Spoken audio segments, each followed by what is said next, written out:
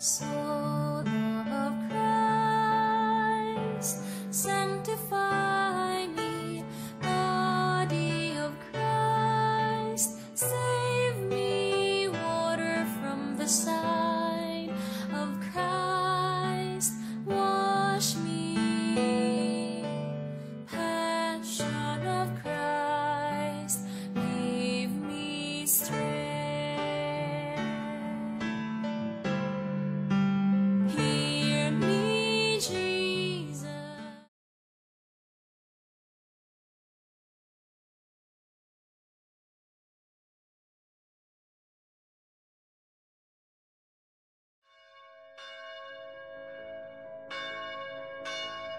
Dasalin natin ngayon ang Angelus. Sa ngalan ng Ama, at ng Anak, at ng Espiritu Santo. Amen. Ang anghel ng Panginoon ay nagbalita kay Santa Maria, at siya'y naglihila ng Espiritu Santo. Aba, Ginoong Maria, napupuno ka ng grasya. Ang Panginoong Diyos ay sumasa iyo. Bukod kang pinagpala sa babaeng lahat, at pinagpala naman ng iyong anak na si Jesus. Santa Maria, Ina ng Diyos, ipanalangin mo kaming makasalanan, ngayon at kung kami mamamatay. Amen. Narito ang alipin ng Panginoon. Maganap nawa sa akin ang ayon sa wika mo. Aba, Ginoong Maria, napupuno ka ng grasya. Ang Panginoong Diyos ay sumasa iyo. Bukod kang pinagpala sa babaeng lahat, at pinagpala naman ang iyong anak na si Jesus. Santa Maria, Ina ng Diyos, ipanalangin mo kaming makasalanan, ngayon at kung kami mamamatay. Amen. At ang salita ay nagkatawang tao, at nakipamuhay sa atin. Aba, Ginoong Maria, napupuno ka ng grasya. Ang Panginoong Diyos ay sumasa iyo. Bukod kang pinagpala sa babaeng lahat, at pinagpala naman ang iyong anak na si Jesus. Santa Maria, Ina ng Diyos, ipanalangin mo kaming makasalanan, ngayon at kung kami mamamatay. Amen. Ipanalangin mo kami, Santang Ina ng Diyos, nang kami maging dapat makinabang sa mga pangako ni Kristo. Manalangin tayo.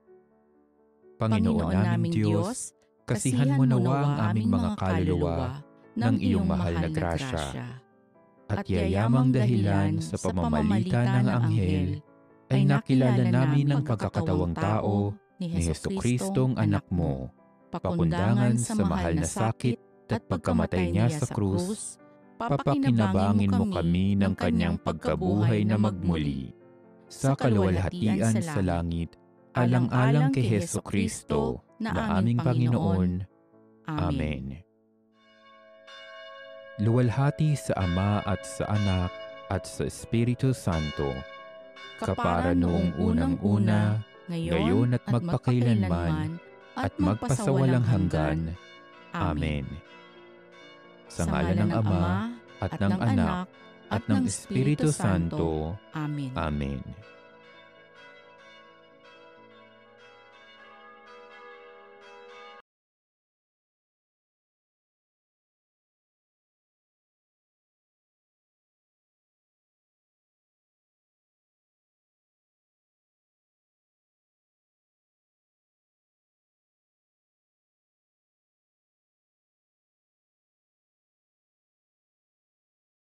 At ng Espiritu Santo. Amen.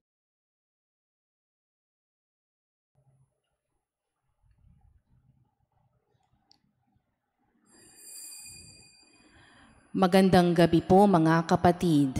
Ngayon po ay Martes ng ika-27 linggo sa karaniwang panahon. Ang ating punong tagapagdiwang ay si Reverendo Padre Tanichi B. Hui.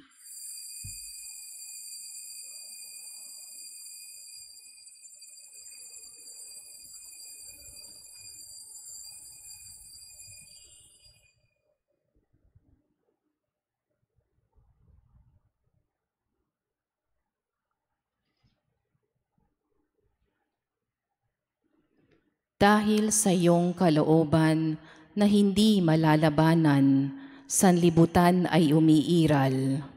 Langit, lupa ay iyong kinapal, Diyos ka ng sanlibutan.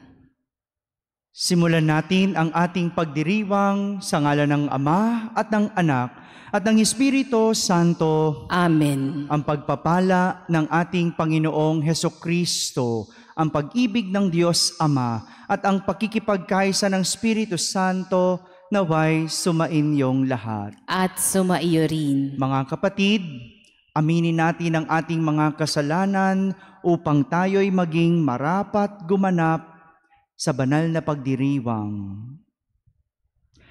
Inaamin ko sa makapangyarihang Diyos At sa inyo mga kapatid, na lubha akong nagkasala sa isip, sa salita, sa gawa at sa aking pagkukulang.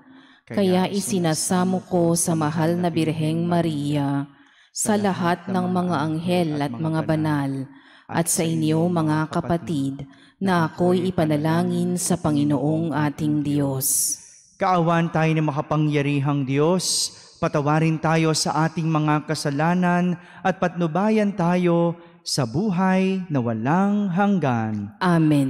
Panginoon, kaawaan mo kami. Panginoon, kaawaan mo kami. Kristo, kaawaan mo kami. Kristo, kaawaan mo kami. Panginoon, kaawaan mo kami. Panginoon, kaawaan mo kami. Manalangin tayo.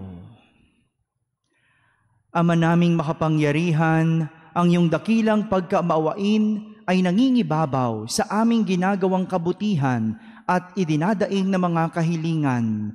Ang kagandahang loob mo sa amin ay gawin mong mag-umapaw upang ang kasalanang ipinangangambang ihingi ng kapatawaran ng budhi naming takot na ikaw ay lapitan, ay iyong patawarin ng lubusan, at ang ipinag-aalangan naming hilingin sa pagdarasal ay iyong pagbigyang aming makamtan.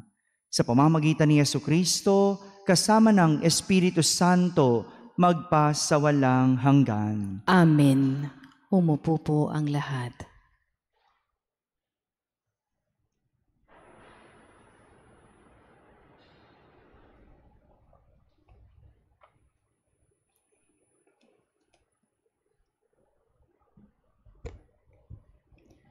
Pagbasa mula sa aklat ni Propeta Jonas.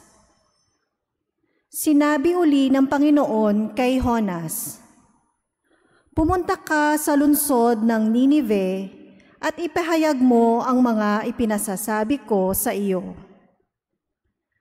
Nagpunta nga si Jonas sa Ninive.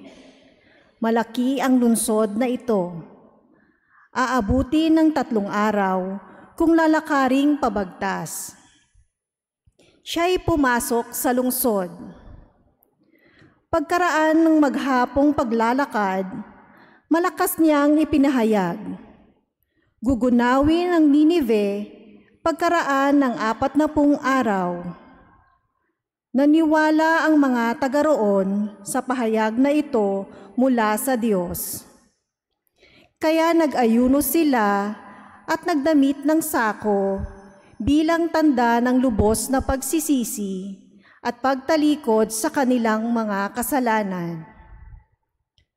Nang mabalitaan ito ng hari ng Ninive, bumaba siya sa kanyang trono, naghubad ng balabal, nagdamit din ng sako at naupo sa abo. At ipinasabi niya sa mga taga Ninive, ito ay utos ng hari at ng kanyang mga pinuno. Walang kakain isa man. Wala ring iinom, maging tao o hayop. Lahat ng tao at hayop ay magdamit ng sako. Taimtim na manalangin sa Diyos ang bawat isa. Pagsisihan ng lahat ang nagawa nilang kasalanan at talikdan ang masamang pamumuhay. Baka sa paraang ito ay mapawi ang galit ng Diyos, mabago siya ng kanyang pasya, at hindi na ituloy ang balak na paglipol sa atin. Nakita ng Diyos ang kanilang pagtalikod sa kasamaan, kaya hindi na itinuloy ang paggunaw sa Ninive. Ang salita ng Diyos. Salamat sa Diyos. Hiling namin ay iyong limutin, tanang kasalanan namin. Hiling namin ay iyong limutin, tanang kasalanan namin. Sa gitna ng paghihirap, tinawag ko ay Panginoon. Panginoon, ako ay dinggin, pagkat ako ay tumataghoy. Dinggin mo ang pagtawag ko at paghingi ng iyong tulong. Hiling namin ay iyong limutin, tanang kasalanan namin. Kung ikaw ay may talaan nitong aming kasalanan, lahat kami ay tatanggap ng hatol mong nakalaan. Ngunit iyong pinatawad, kasalanan ay nilimot. Pinatawad mo nga kami upang sa iyo ay matakot. Hiling namin ay iyong limutin, tanang kasalanan namin. Magtiwala ka, Israel, magtiwala sa iyong Diyos. Matatag at di kukupas ang pag-ibig niyang dulot. Lagi siyang nahahandang sa sino man ay tumubos. Ililigtas ang Israel, yaong kanyang mga hirang. Ililigtas niya sila sa kanilang kasalanan. Hiling namin ay iyong limutin, tanang kasalanan namin. Tumayo po ang lahat. Aleluya, aleluya. Mapalad ang sumusunod sa salitang buhat sa Diyos at namumuhay ng angkop. Aleluya, aleluya.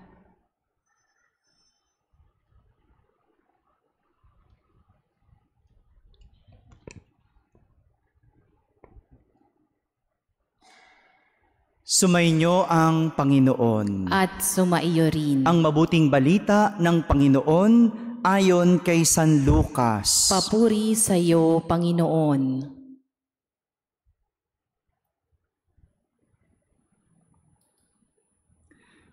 Noong panahong iyon, pumasok si Jesus sa isang nayon. Malugod siyang tinanggap ng isang babaeng nagngangalang Marta sa tahanan nito. Ang babaeng ito ay may isang kapatid na Maria ang pangalan. Naupo ito sa paanan ng Panginoon at nakinig sa kanyang itinuturo.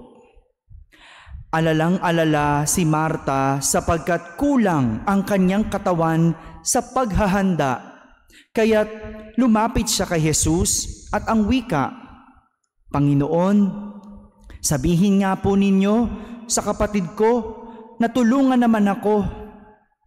Ngunit sinagot siya ng Panginoon, Marta, Marta, naliligalig ka at abalang-abala sa maraming bagay, ngunit isa lamang ang talagang kailangan. Pinili ni Maria ang lalong mabuti at ito ay hindi aalisin sa kanya. Mga kapatid, ang mabuting balita ng Panginoon. Pinupuri ka namin, Panginoong Hesukristo. Isang magandang gabi po sa inyong lahat.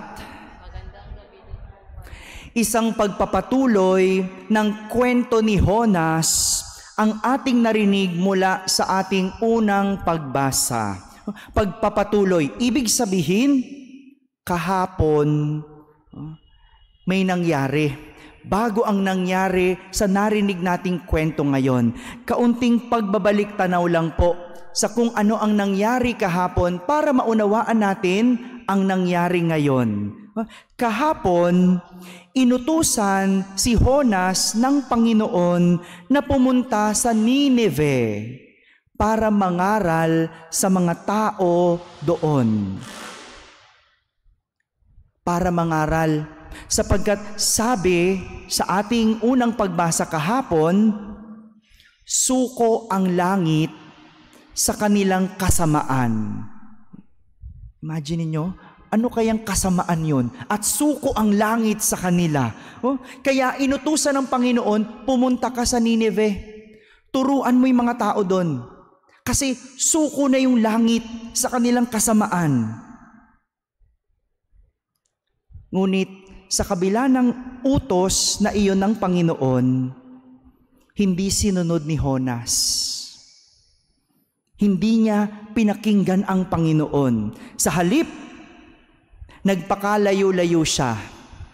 Sakay ng isang bangka, pumalaot siya sa pagnanais na makapagtago sa Diyos. Imagine niyo rin yun, no? Makakapagtago ka ba sa Diyos? Itong si Jonas, ganun ang ginawa. Dahil ayaw niyang sundin ng Diyos, nagtago sa Diyos, nagpakalayo-layo, sumakay ng bangka. Kaya naman, siya ay napahamak. Hinampas ng malalakas na alon ang bangkang sinasakyan ni Jonas at nadamay pa ang kaniyang mga kasama. Ganito po ang nangyayari kapag tayo ay sumusuway sa Diyos. Kadalasan, tayo ay napapahamak. At may pagkakataon pa na pati ang mga kasama natin o malapit sa atin ay nadadamay, bunga ng ating pagsuway. Ulitin ko lang po, sabi ko kanina, kadalasan tayo ay napapahamak kapag sumusuway sa Diyos. Hindi naman lagi. Kasi minsan, napapahamak tayo, hindi naman tayo yung may gawa. Kung minsan, gawa ng ibang tao. Yung wala ka namang ginagawa, pero kapahamakan ng inabot mo dahil sa ginawa ng ibang tao. Pwede rin yun. Pwede rin namang napahamak ka o napasama ka o naghihirap ka dahil pagsubok sa iyo. Pwede rin yun. Pero kadalasan ng ating kapahamakan ay bunga ng ating pagsuway sa Diyos. Yun yung kadalasan. Pero hindi naman lagi. Malinaw po. Ngayon naman po, sa ating narinig, sa ating unang pagbasa, tila natuto na si Jonas sa kanyang karanasan kahapon. Kasi matapos siyang ihagis ng kanyang mga kasamahan sa bangka, hinagis siya sa dagat. At dahil doon, kinain siya ng malaking isda. At sa loob ng 3 araw, sa loob ng tiyan ng isda, siya'y nanalangin. Tila natuto itong si Jonas. Dahil ngayon, narinig natin, muli siyang inutusan ng Diyos. Inutusan ng Panginoon na pumunta ka sa Nineveh at mangaral ka. Kung kahapon sinuway ni Jonas ang Panginoon, ngayon sinunod na niya. Nangaral na siya at nagsisi naman ang mga taga Nineveh. Sinunod na ni Jonas ang Panginoon. Tingnan mo nga naman, ano po? Kailangan pang mapahamak bago magtanda. Kailangan pang makaranas ng parusa o paghihirap bago matuto. Minsan ganyan tayo no? Kailangan muna nating maghirap bago natin maunawaan na dapat pala nag-iipon. Minsan kailangan muna nating masagasaan bago nating masabing, ay, bawal pala tumawid doon. Napilay tuloy pa ako. Di ba minsan ganun kasi ang tigas ng ating ulo. Si Jonas, ganun ang nangyari. Hinampas pa siya ng alon, hinagis at kinain pa ng isda bago natuto. Mabuti na lang si Jonas natuto. Pero meron iba, napahamak na, hindi pa rin natuto. nagkasira-sira na ang buhay pero hindi pa rin natuto. Patuloy pa rin sumusuway. Hindi pa rin nakikinig sa mga payo. May nagsasabi na ayaw pa rin. Ganito po ang nangyari sa magkapatid na Marta at Maria sa ating ebanghelyo. Si Marta nagrereklamo dahil hindi man lang daw siya tulungan ng kanyang kapatid na si Maria na maghanda sapagkat ito'y nakaupo kasama si Jesus at nakikinig sa kanyang mga turo. Maganda yung paalala ni Jesus kay Marta. Ang sabi ni Jesus, Marta, Marta, naliligalig ka at abalang-abala sa maraming bagay. Ngunit isa lamang ang talagang kailangan. Pinili ni Maria ang lalong mabuti at ito ay hindi aalisin sa kanya. Mga kapatid, ito po ang tinuturo sa atin ng mga kwento ni Jonas at ng magkapatid na Marta at Maria. Ang piliin ang Diyos sa lahat ng pagkakataon. Kadalasan, hindi man ito madali o kumbinyente, pero isa lang ang sigurado, mabuting daan at paraan ito. Hindi man madali ang pagpili sa Diyos, isa lang ang sigurado, mabuting daan at paraan ito. Sadya naman po sa mundo, walang madali. Lahat mahirap, pero pwede kang mamili. Kung ang tatahaking daan ay masama o mabuti. At para hindi malito, hanapin lang ang Diyos. Dahil kung nasan ang Diyos, kahit hindi madali, madadala ka sa daang mabuti. Amen.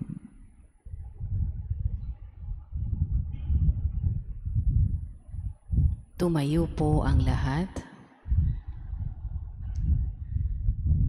Tulad ng napag-alaman ni Maria at Marta, nabunyag kay Jesus ang kabutihan at pag-ibig ng Diyos na nananahan sa ating piling. Manalangin tayo sa Diyos na naririto at nakikinig sa atin. Ating sambitin sa bawat panalangin, Panginoon, dalawin mo kami. Panginoon, dalawin mo kami. Ang simbahan sa buong daigdig, nawa ay maging bukas na tahanan para sa lahat ng maliliit nating mga kapatid. Manalangin tayo sa Panginoon. Panginoon, dalawin mo kami. Ang mga labis na abala sa mga bagay sa mundong ito na kumukupas, nawa ay magkaroon ng pagpapahalaga sa pakikinig sa salita ng Diyos. Manalangin tayo sa Panginoon. Panginoon, dalawin mo kami. Katulad ni Maria, nawa ay piliin natin ang higit na mahalaga at tanggapin si Jesus sa ating puso at buhay. Manalangin tayo sa Panginoon. Panginoon, dalawin mo kami. Ang mga may sakit at naghihingalo, nawa ay tumingin kay Kristo sa oras ng kanilang paghihirap. Manalangin tayo sa Panginoon. Panginoon, dalawin mo kami. Ang mga yumao, nawa ay manahan sa tahanan ng Diyos magpakailanman. Manalangin tayo sa Panginoon. Panginoon, dalawin mo kami. Sa katahimikan, ating ilapit sa Diyos ang ating mga pansariling kahilingan.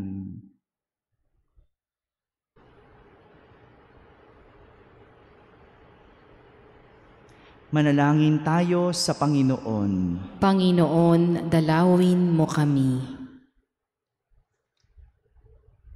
Ama naming Diyos, ipadala mo ang iyong anak na si Jesus upang ipakita sa amin ang daan patungo sa buhay na walang hanggan.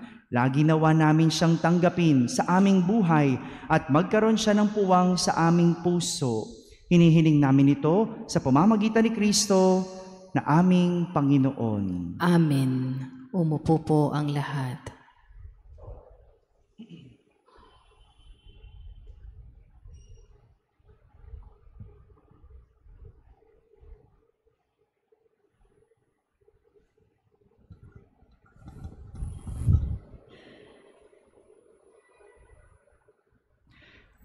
Kapuri-puri ka, Diyos amang lumikha sa sanlibutan sa iyong kagandahang loob. Naritong aming may alay mula sa lupa at bunga ng aming paggawa, ang tinapay na ito para maging pagkaing nagbibigay buhay. Kapuri-puri ang poong may kapal, ngayon at kailanman.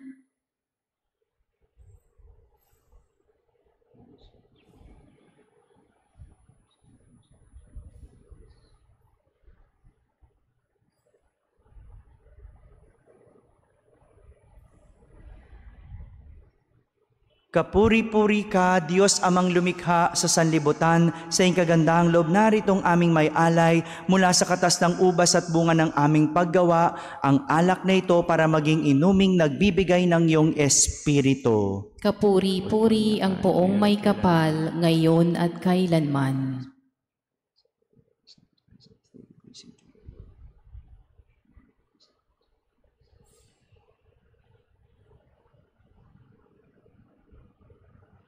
Tumayo po ang lahat. Manalangin kayo mga kapatid upang ang paghahain natin ay kalugdan ng Diyos amang makapangyarihan. Tanggapin nawa ng Panginoon itong paghahain sa iyong mga kamay, sa kapurihan niya at karangalan, sa ating kapakinabangan at sa buong sambayanan niyang banal. Ama naming lumikha, tanggapin mo ang paghahain ng mga alay na iyong inihabilin at sa pagdiriwang ng dapat naming ganapin, ang kabanalan ng iyong pagdiligtas nawa ay sumaamin. Sa pamamagitan ni Jesucristo, kasama ng Espiritu Santo, magpasawalang hanggan. Amen. Sumainyo ang Panginoon. At sumaiyo rin. Itaas sa Diyos ang inyong puso at diwa. Itinaas na namin sa Panginoon. Pasalamatan natin ang Panginoong ating Diyos. Marapat na siya ay pasalamatan. Ama naming makapangyarihan, tunay ngang marapat na ikaw ay aming pasalamatan. Ikinalugod mong likhain ang sanlibutan na iyong pinagbabago at idinarangal sa pamamagitan ng iyong anak na kinalulugdan. Kaya't utang na loob ng iyong mga itinatangi at ng mga banal na kapiling mong lagi ang iyong paggiliw at pagkakandili. Kaya kaisa ng mga anghel na nagsisiawit ng papuri sa iyo nang walang humpay sa kalangitan, kami nagbubunyi sa iyong kadakilaan. Santo, Santo, Santo Panginoong Diyos ng mga hukbo, napupuno ang langit at lupa ng kadakilaan mo.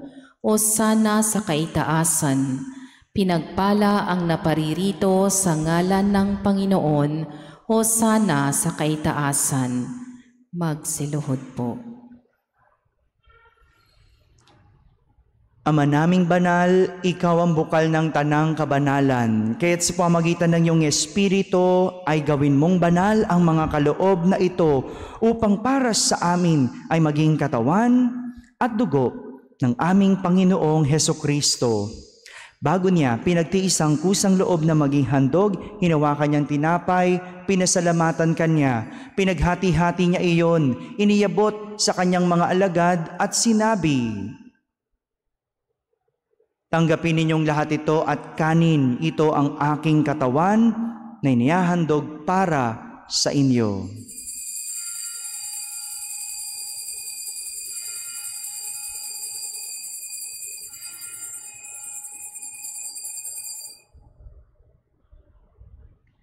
Gayon din naman, nung matapos ang hapunan, hinawakan niyang kalis, muli kanyang pinasalamatan. Iniabot niyang kalis sa kanyang mga alagad at sinabi,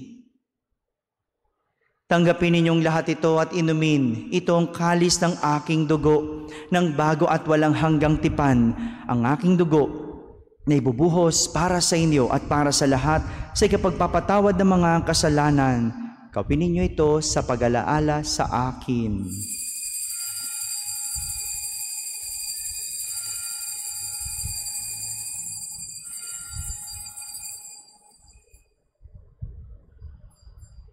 Tumayo po ang lahat. Ipagbunyi natin ang misteryo ng pananampalataya. Sa krus mo at pagkabuhay, kami ay natubos mong tunay. Poong Jesus, naming mahal, iligtas mo kaming tanan, ngayon at magpakailanman.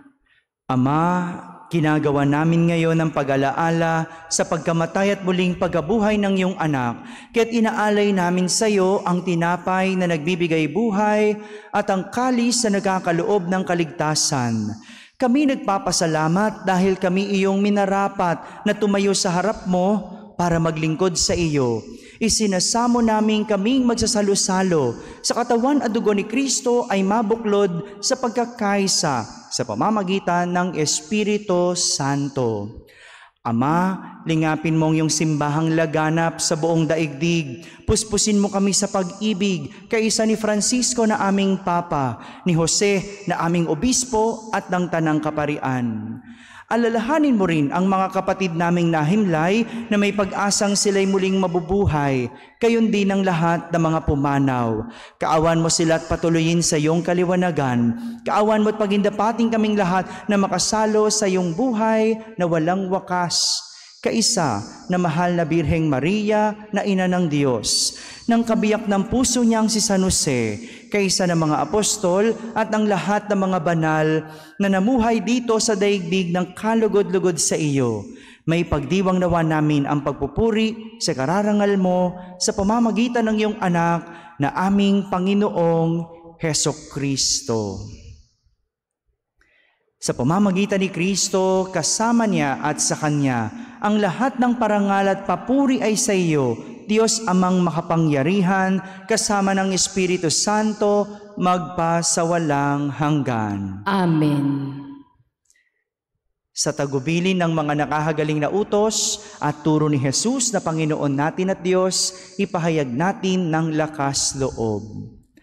Ama namin, sumasalangit ka. Sambahin ang ngalan mo. Mapasa amin ang kaharian mo. Sundin ang loob mo dito sa lupa para nang sa langit. Bigyan mo kami ngayon ng aming kakanin sa araw-araw. At patawarin mo kami sa aming mga sala para nang pagpapatawad namin sa nagkakasala sa amin. At huwag mo kaming ipahintulot sa tukso. At iadya mo kami sa lahat ng masama. Hinihiling namin kami iadya sa lahat ng masama. Pagkalooban ng kapayapaan araw-araw, iligtas sa kasalanan at ilayo sa lahat ng kapahamakan, samantalang aming pinananabikan ang dakilang araw ng pagpapahayag ng tagapagligtas naming si Hesukristo. Sapagkat iyo ang kaharian at ang kapangyarihan at ang kapurihan, magpakailanman. Amen. Panginoong Hesukristo, sinabi mo sa iyong mga apostol, kapayapaan ang iniiwan ko sa inyo, ang aking kapayapaan ang ibinibigay ko sa inyo. Tunghayan mo ang aming pananampalataya at huwag ang aming pagkakasala. Pagkalooban mo kami ng kapayapaan at pagkakaisa ayon sa iyong kalooban, kasama ng Espiritu Santo, magpa sa walang hanggan. Amen. Ang kapayapaan ng Panginoon ay laging sumainyo. At sumaiyo rin. Magbigayin kayo ng kapayapaan sa isa't isa. Peace be with you.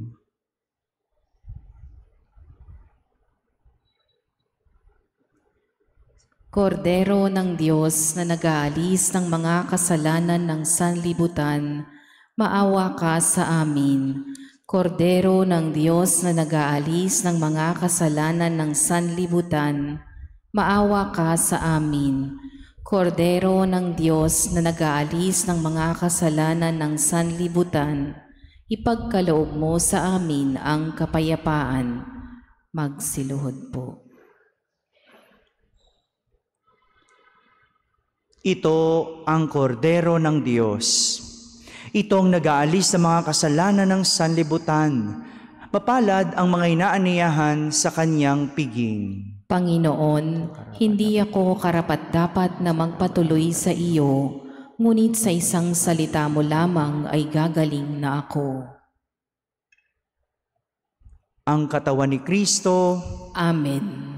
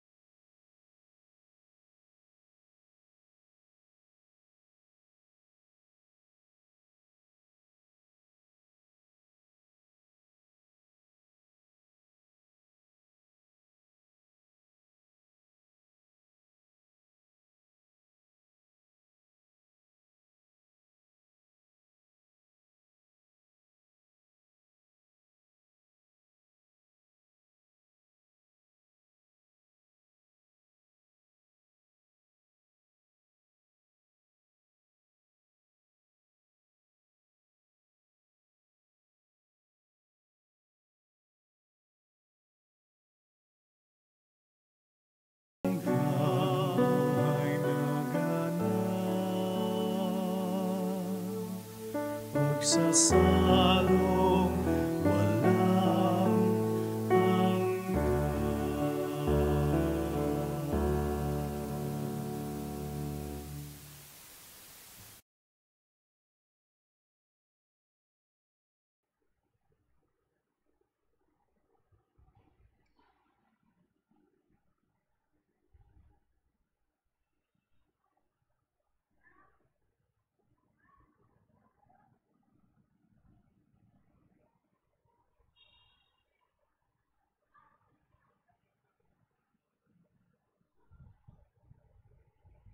Tumayo po ang lahat. Manalangin tayo.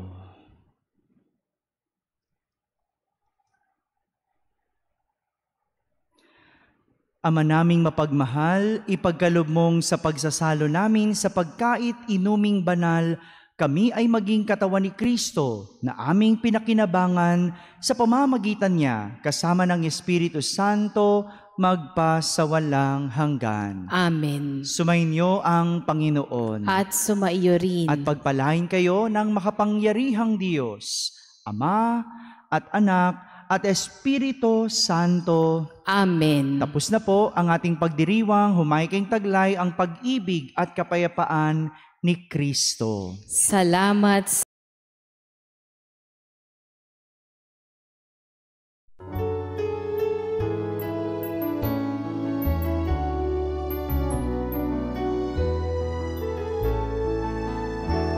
Humayo at ipahayag ang mabuting balita ng Diyos, at sa kapwa'y sabihin na siya ang Diyos, ang ating manunubos. Ang biyaya niya'y hagkan, ipamahagi sa sanlibutan. Magpasalamat